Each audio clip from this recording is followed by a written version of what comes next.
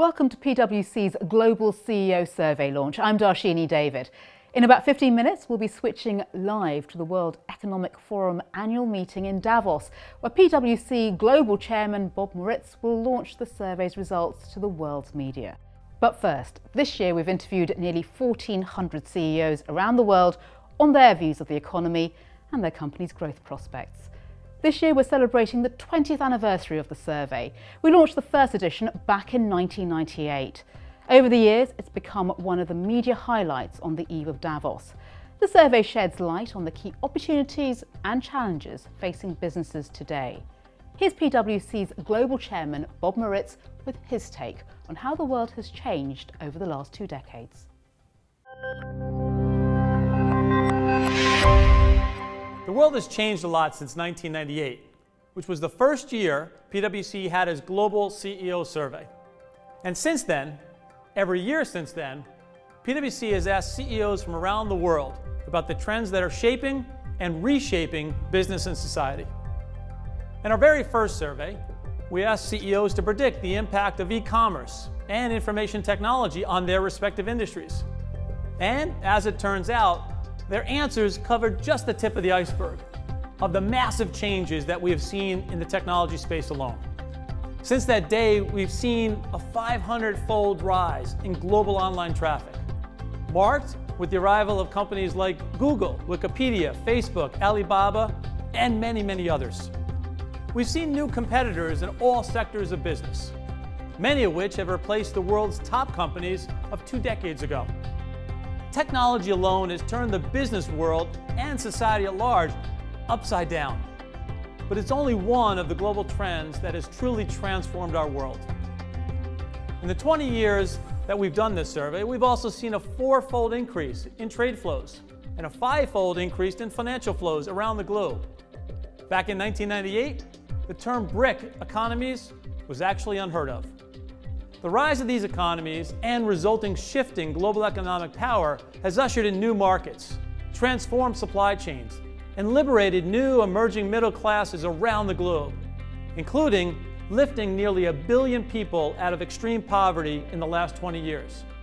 And for example, over this period, the China economy has even overtaken that of the US and created an Asia-Pacific middle class which is bigger than all of North America. Now that's a lot of change. Bob Moritz on the 20-year history of the Global CEO Survey. Now, the Swiss town of Davos is where business leaders, politicians, heads of state, academia and the media are gathering this week to talk about some of the world's most pressing issues. We've selected some key facts and stats to give you a flavour of Davos and what we can expect at this year's forum.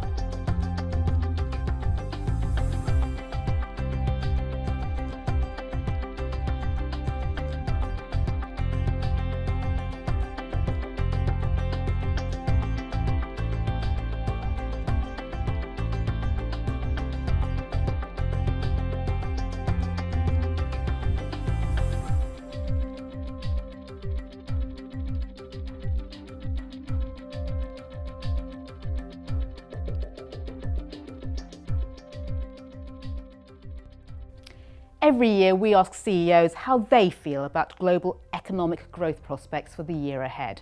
We spoke with PwC economist David Lancefield and asked him to share his predictions. Here's what he had to say.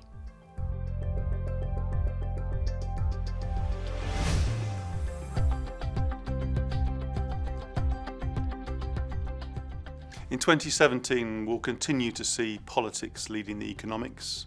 We'll begin to see the real impact on the economy and business decisions from the shocks in 2016. We will still see some subdued growth, particularly in the developed world, and also some fragility in the labour market and some inflationary pressures that the central banks will have to turn their attention to.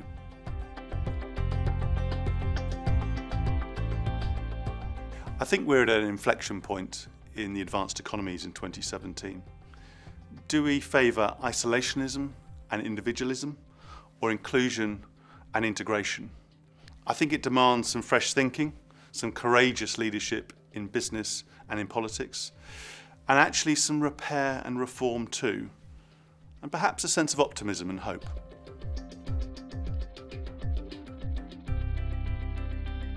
The political events in 2016 will prompt some companies to diversify geographically, and we might see, therefore, emerging economies being the beneficiary.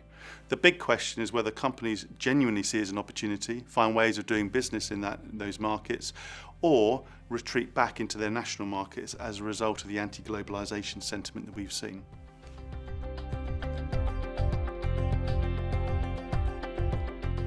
The UK's decision to leave the European Union prompts some big questions in politics and business. Will it lead to similar reactions across Europe and the world? Will it lead to isolationism and fragmentation?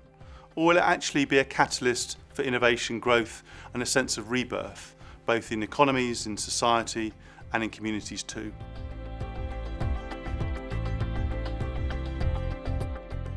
"2017 isn't the time for CEOs to be passive, even with the uncertainty and ambiguity that we see. It's a time for them to shape the future of their companies, the communities they serve, and actually create the conditions for innovation and growth.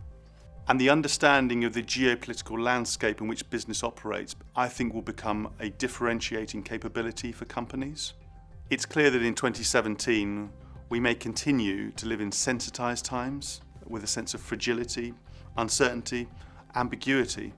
CEOs will need to choose their words and actions very carefully, given their employees will be thinking deeply about their lives both at work and at home and in their communities." David Lansfield offering up his economic predictions. Well, it's under 10 minutes to go before we discover the results of this year's Global CEO Survey. But before we do, as part of our research, we asked CEOs what keeps them up at night, what they're most worried about, and where they see opportunities for growth. This year, an issue that came up again was the impact of technology and how it's changing the way CEOs run their companies. But they also spoke of the impact of regulation, finding the right talent, geopolitical threats, and much more.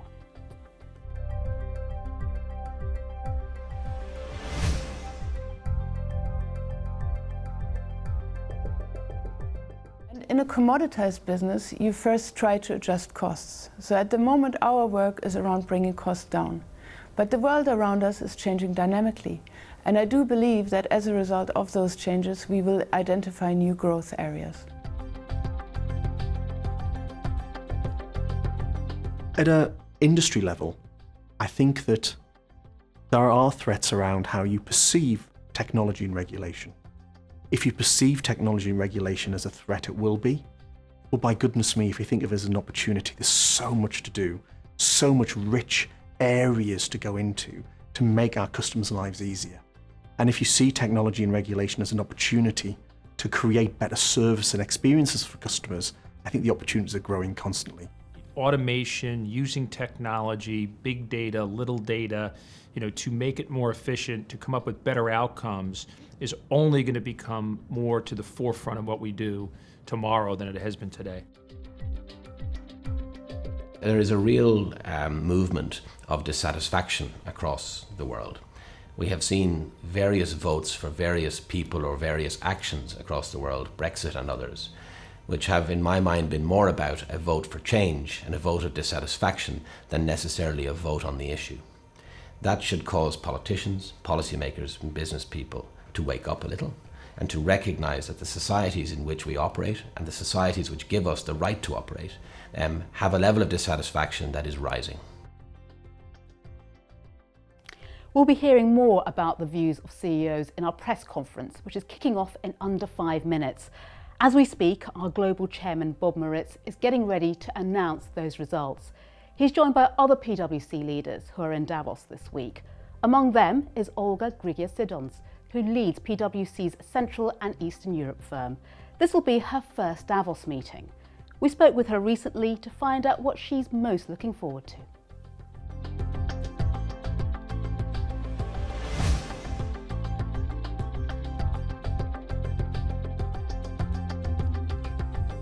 I'm really excited. What a way to start the year. The Economic Forum in Davos is a unique opportunity, not only to gain insights on the urgent economic issues of our time, and there are many of those, but also to establish connections with a wide variety of leaders from all over the world.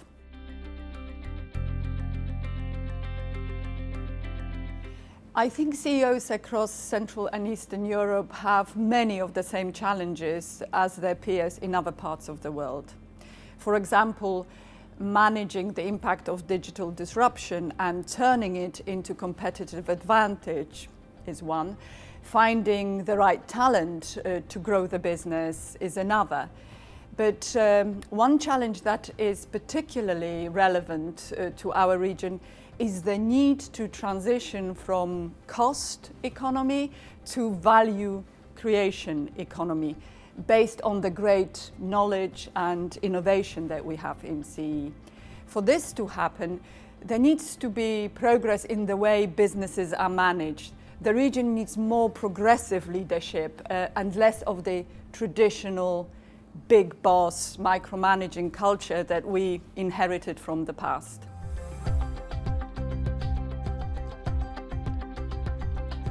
I think technology will impact on all areas of our lives, and it will make things possible that previously were unimaginable. For instance, 3D printing to build houses, or even body parts, robots that take on new and more work, advanced data analytics to solve important social and healthcare challenges. One thing I believe is certain, that the world will look very different in 20 years' time.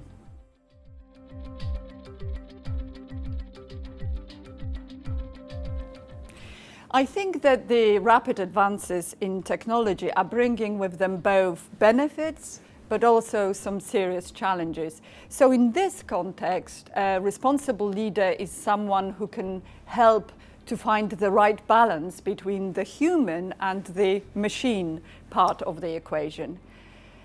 To me, a good leader is open to hearing different views and ideas. She looks to build consensus and connect different groups of people. And in today's divisive world, a responsive and responsible leader is someone who can truly unite people. Olga Grigor-Siddons sharing her thoughts on this year's Davos. Before we switch to that live press conference in Davos, let's take a quick look at how our survey and CEO views have changed between 1998 and now.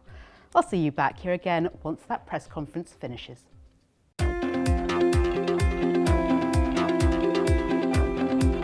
In 1998, PwC released the first Inside the Mind of the CEO, a survey, during the World Economic Forum annual meeting in Davos, Switzerland. And we've released the new version during Davos every year since. The number and geographical distribution of CEOs interviewed has grown steadily over the years, starting with 377 CEOs in 1998, up to 1,084 CEOs in 2007, reaching 1,379 CEOs this year. Confidence has gone up and down with the times. The percentage of CEOs very confident about revenue growth over the next 12 months hit its highest level in 2007 with 52%, and its lowest in 2009 with 21%. Corporate culture has continued to be a critical issue then and now, although the language has changed. In 1998, corporate culture and employee behavior were the fastest growing priorities for corporate leaders. In 2017, we find that the focus has shifted toward developing a strong purpose that is reflected in corporate values and behaviors. Other issues that have worried CEOs over the years have remained constant: over-regulation, disruptive competition, finding the right talent, and globalization.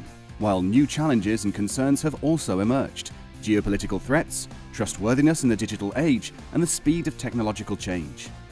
Given the rapid pace of change in the last 20 years, CEOs have become increasingly technology savvy. In 1998, 10% of CEOs rated their tech capabilities as excellent. Almost a third had logged onto the internet for 10 days or more in the previous month. Today, 56% say they have strong digital skills, and 47% are active on social media.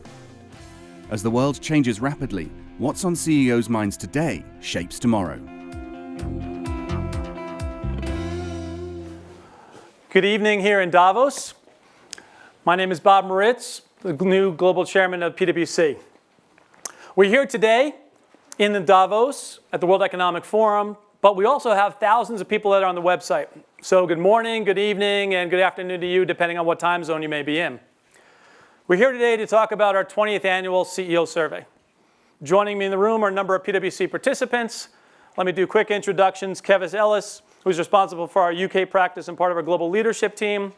Norbert Winkeljohann, who's responsible for Germany and PwC Europe and part of our global leadership team. Tim Ryan, responsible for the US as well as part of our global leadership team. Olga Grigera-Siddons, who's responsible for our business in CEE, Central and Eastern Europe. And we have a number of other experts that are here with us today. Let us talk about some headlines. The CEOs told us they're optimistic about growth, but concerned about increasing risks, including government intervention and regulation. We also heard from the CEOs their willingness to invest and think about the opportunities in China 5 times at the rate of what they're doing with India. And last but not least, they're spending more than half of their time focused on corporate culture, governance, and the like, as opposed to metrics and financial information.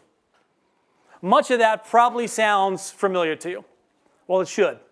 It was actually the results from 20 years ago in 1998. And that's the reality of the world we're living in right now. Yes, we've got significant changes that have happened, but the underlying themes that are top of mind for CEOs stay the same sometimes, but the environment that they're operating in can be radically different. And we'll talk about over the next couple of minutes what those changes may be. We also have with us Dov Seidman from LRN, an organization that is focused on governance, corporate culture, ethical responsibility, compliance, and the like, an organization he founded. And we'll bring in some data points from his research and give him a chance to provide some commentary as well. So let's jump into the findings. First and foremost, let's talk about CEO confidence, both in their ability to raise revenue over the next 12 months, as well as their confidence in an increasing or better economy than what they saw last year. What you see is a significant percentage, 38% of the CEOs being very confident in their ability to raise revenues. A slight increase from last year, but nonetheless an increase compared to the volatility that we've had over the past couple of years. You also see a slight increase in their confidence in the economy on a broad-scale basis.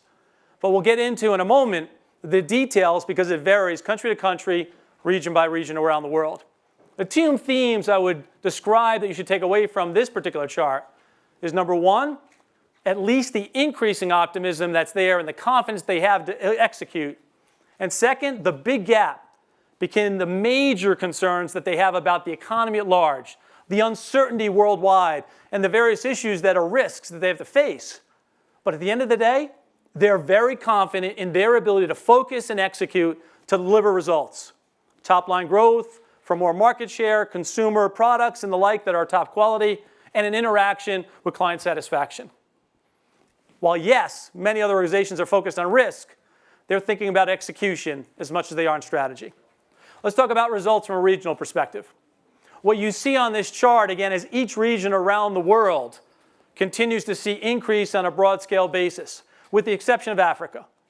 Africa is down year over year, primarily driven by 3 things.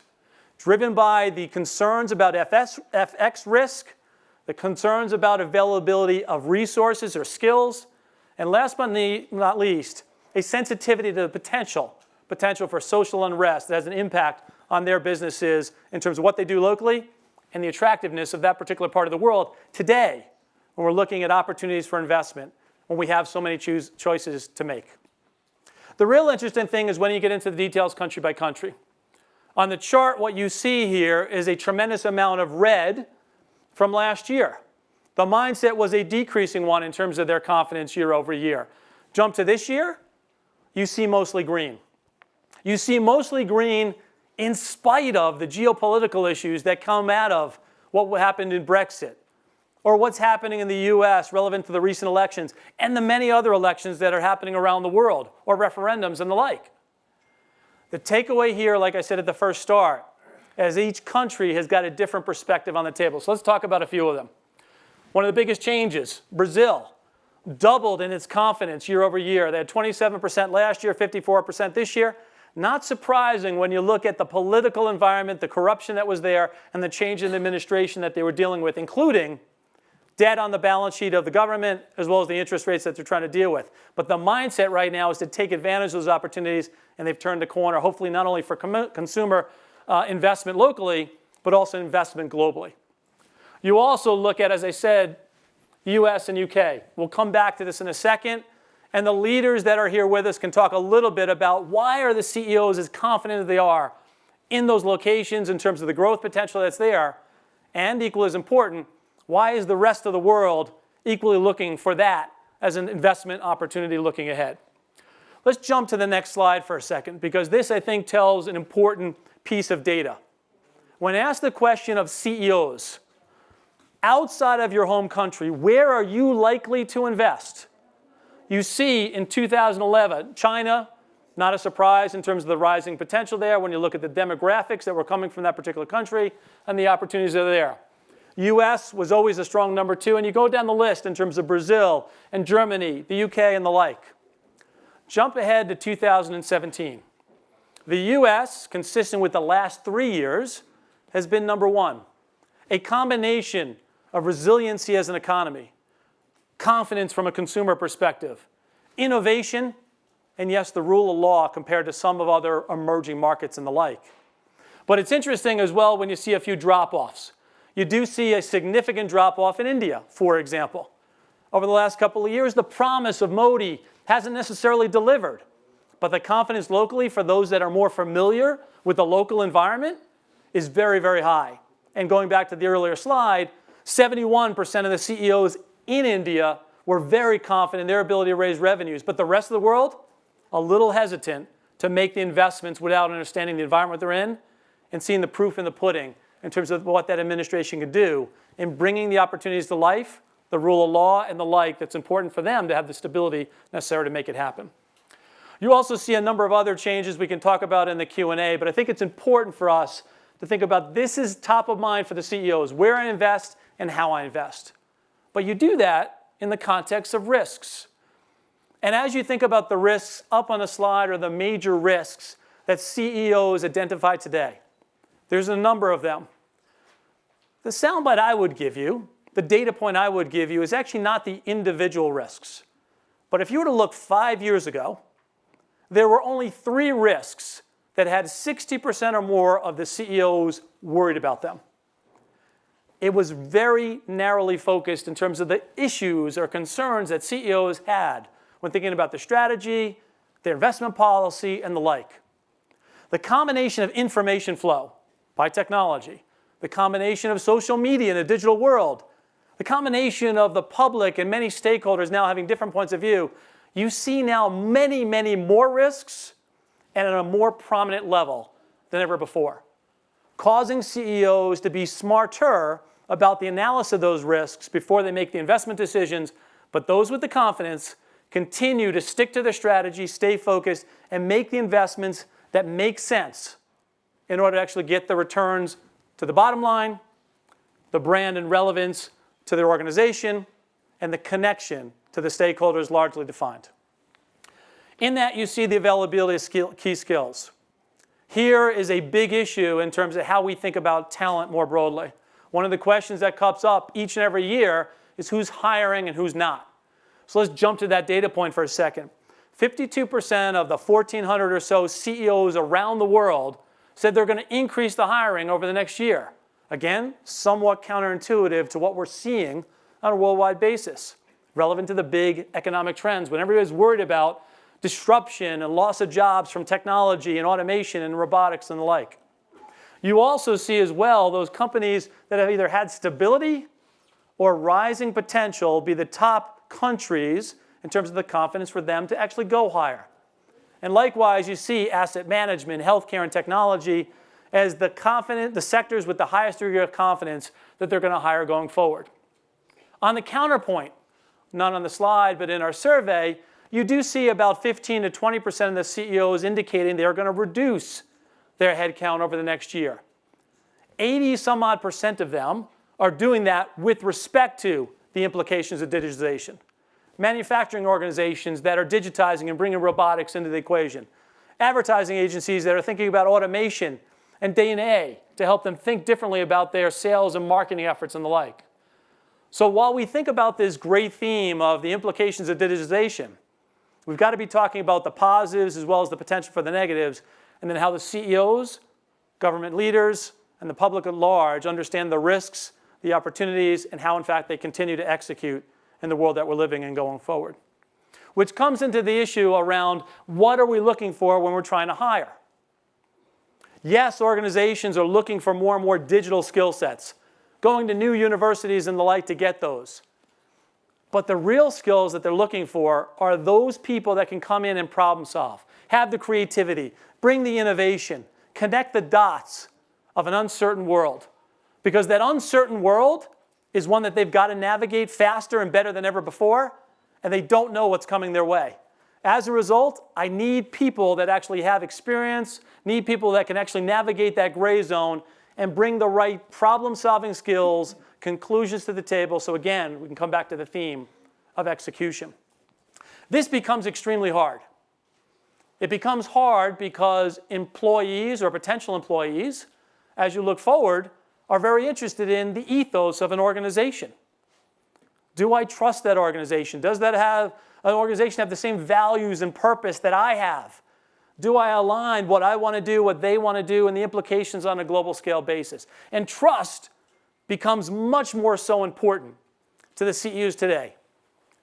And when we've taken some information from LRN's How report, a report that put an MRI around behaviors that drive trust, or behaviors that may be missing that actually eliminate or reduce the potential for trust, you see that organizations right now don't feel they are equipped for the trust game as good as they need to be. This is an area of focus for PwC right now in terms of our role to bring more trust to the environment that people are operating in. And I think it's important for us to think about trust, purpose, and the like as CEOs spend their time going after the execution and the perception from the other stakeholders. 2 years ago, the CEOs told us that they are spending more time with more stakeholders than ever before. It's not just about investors. It's not just about their customers.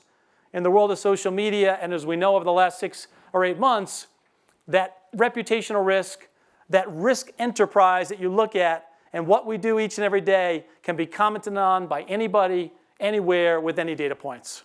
So purpose and trust become extremely important. With that, I'm going to ask Dov Seidman to come to the stage to talk a little bit about how we at PwC and how they at LRN think about purpose and the critical role it plays in an organization's ability to perform going forward. Dov. Thank you, Bob. It's great to join you. Bob mentioned the headlines, and as you and I have often spoken, leadership is not just about headlines, it's about trend lines. Having a point of view in the headlines as to where the world is going, and then having the courage and the leadership to enlist others on a journey towards that point of view. We've also talked that the world is not just rapidly changing, it's being dramatically reshaped. It operates differently, and frankly challenging us because it's been reshaped faster than we have yet been able to reshape ourselves, our leadership, and our institutions at the very core. And what we're seeing is, on the one hand, 85% of CEOs say that stakeholders, not just shareholders, expect organizations to rise to higher standards of conduct, performance, and contribution to society. If the business of business was once business, what they're saying is the business of business today is society. There's also an embrace of the central and vital role that purpose plays. If you're not animated by purpose, you won't be able to rise to higher expectations, which are normative in their nature. So an embrace that purpose is the central animating ethos that allows us to reach these higher standards. And then there's an acceptance that trust really lubricates it all. It enables purpose-inspired leadership and behavior. And on the one hand, there's an embrace that trust plays this vital central role, and equally that it's really hard to engender and even harder to maintain. And next slide, please. Challenging these CEOs is, on the one hand, they embrace purpose, but they're saying it's kind of hard to translate purpose into observable behaviors and new practices and policies that allow us to live that purpose at scale.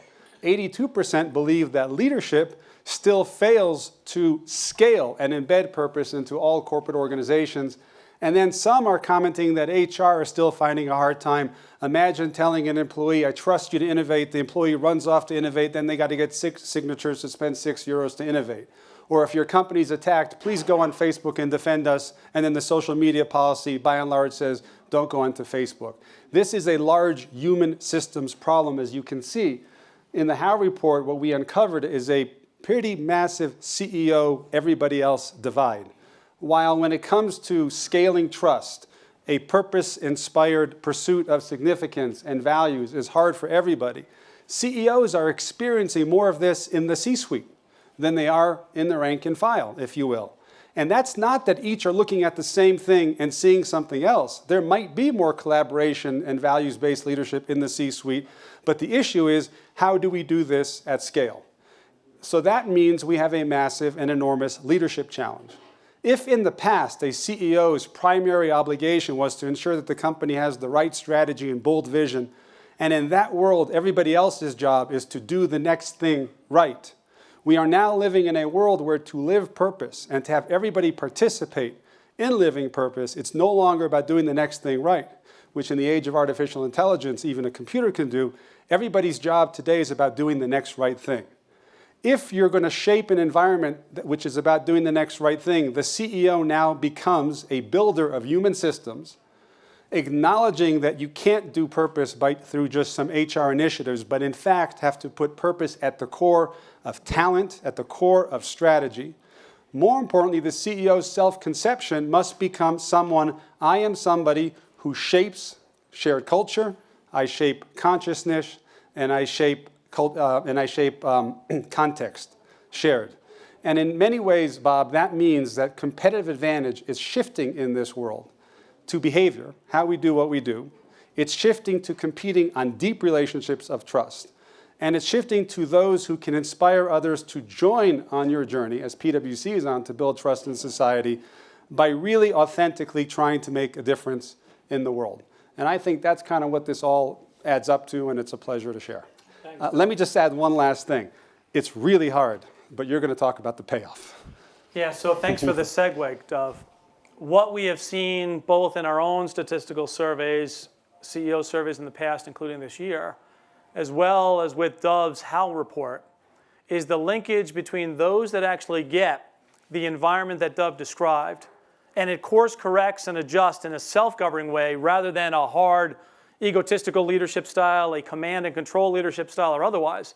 And when you have that, you get better engagement. The loyalty of the employees, the willingness to actually exert the effort and actually contribute to what the strategic goals are, and the willingness to recommend for changes, to be reactive and responsive, the theme of Davos this year, to the world order that organizations are trying to lead with. And it leads to then an increase in the market share, an increase in the top and bottom line, and an increase in customer, and I would argue stakeholder satisfaction. And that's where the challenge is, how do we take the talk that CEOs have, and I would argue the talk here in Davos, to more critical actions and steps necessary to bring it to life. Let me change gears for a moment here. As we think about the next couple of days here in Davos, if I were to predict, we'll end up with 4 or 5 major themes that come through. One will be the concepts and implications of digitization. Another one will be the views of many around the benefits of globalization versus nationalism or protectionism that's coming. One we didn't talk about as much is the role of China. And while their confidence is relatively high, but not necessarily as high as it was compared to the US right now, that market is full of opportunities, and we have the president showing up tomorrow. And the question is going to be, is China going to step up to the opportunities it sees in the absence of perhaps some other countries? And is this a coming out opportunity for China looking ahead? The other thing I want to bring back, though, is this issue of globalization versus nationalism or protectionism in the eyes of the CEOs, but also in the eyes of the public. We did something different this year as we looked at what our CEO survey told us. For the most part, you've got general positive attributes that came out of globalization that the CEOs told us about. The ability to actually move capital, people, and alike with relative ease, albeit difficult, but nonetheless, there was opportunities over the last couple of years that they took advantage of. They had connectivity on a global scale basis to understand the opportunities, the challenge, and the chance to react. And they add the opportunity to leverage a workforce on a global scale basis no matter where it may come from. All relatively positive. But they also said we didn't solve as many problems or perhaps some of the issues from the public's eye or our eyes today when you think about climate change and that income equality that's coming as a result of looking at the world both within various countries and around the world. It's not a surprise that the public has a different point of view in terms of the positives, not as strong in terms of the benefits that the CEOs are seeing, not as strong, and I'd argue even worse than what you think about. And now with what's happening on a social media basis, the world order of the disenfranchised is coming into play. And now the question on the table is what should countries, CEOs, the business community, and those here in Davos do as we look ahead? So with that in mind, let me bring this to a close with a couple of summary points. And then we'll jump into Q&A. And for those that are on the webcast, you have the opportunity to submit questions, and we'll take as many as we can. So by all means, send them in today. And here in the audience, just raise the hand. We'll get you a microphone and get you introduced for the Q&A that can go to myself or any of the participants that are here today. In summary, as we've traveled around the world and looked at how countries remain relevant, we would argue they should be focused on three things systemically, in addition to many other issues as politicians and elected officials they've got to deal with. But from an economics perspective, getting more certainty in your taxation, your regulation, and reduce the risk of corruption gives that country a higher degree of predictability and therefore a willingness for others to invest in it. That certainty, or more certainty, is what organizations are looking for. The second thing for countries is how do you make sure you're continually investing and thinking about the domestic growth agenda? Taking care of your own people from a business perspective, what's the asset this country brings to the table that could be actually an advantage on a worldwide basis? And last but not least, is your country fit for purpose, relevant to the talent you have to actually do what is needed to be done looking ahead in the digital age? When you look at the business community advice we would give you is a fewfold. It is all about focus. It is all about execution and having the right leaders and leadership teams and skill sets to be able to execute in this world that is ever changing, to be able to pivot in a moment's notice, to be able to adapt, scale, or actually descale businesses to be reactive to the world that we are all operating in. And this is where, and you'll see in some of the material that we provide both in the CEO survey and some of the details that our leaders will talk about, how can I be more agile and adapt? How can I actually enhance trust in my organization from all stakeholders involved? How can I get the right skill sets? And how can I, as a leader, exude that confidence to bring that ethos to the organization, to stakeholders, my employees, and everybody I'm interacting with? And likewise, there's roles for PwC to change. This is not a scenario we are immune to these changes that we're seeing in the world. An organization like PwC also has to change in terms of new and different skill sets to remain relevant, the opportunity to convene in the areas of trust and purpose, and for that matter, execution around some of these larger challenges of which you'll see in the videos that we have here today, and for some of the other thought leadership we put forward, issues like education, immigration, and other things like that, and you'll see various panelists that are actually having participants from PwC do that. So to me, we've got a CEO survey that I think is a great predictor of the past and perhaps an interesting predictor of the potential for the future. And the question on the table when we come back a year from now is how good were the CEOs in predicting the optimism that they really brought in the ever-changing world, fast-paced world that we are all living with that has to deal with and implies an impact to CEOs in the business and the role they play in society, to the officials that we're here today, to the public at large, to the NGOs and the conveners as we think about the role and the benefit of being here in Davos to move from talk to action, to think about those that need to be more inspired about the future and the upside that comes from it. So there you have it, the results of this year's Global CEO Survey. PwC Global Chairman Bob Moritz revealing that despite ongoing economic and geopolitical uncertainty, CEOs are relatively optimistic. Thanks for watching. We hope you found the findings of the survey interesting.